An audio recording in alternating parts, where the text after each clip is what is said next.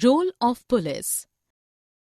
India is a large country with a large land area. There are more than 6 lakh villages in India.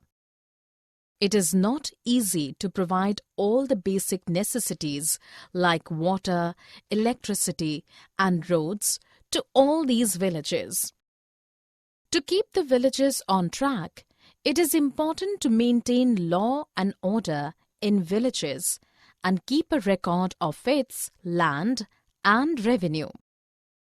This is the task of rural administration. Dispute.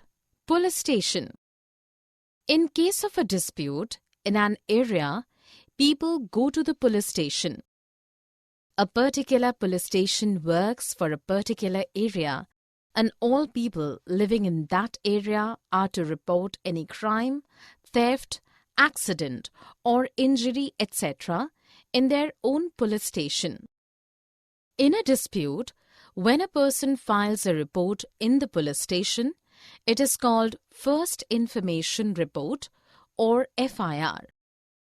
It is the duty of the police of that station to inspect, to investigate and take action on the registered cases within its area.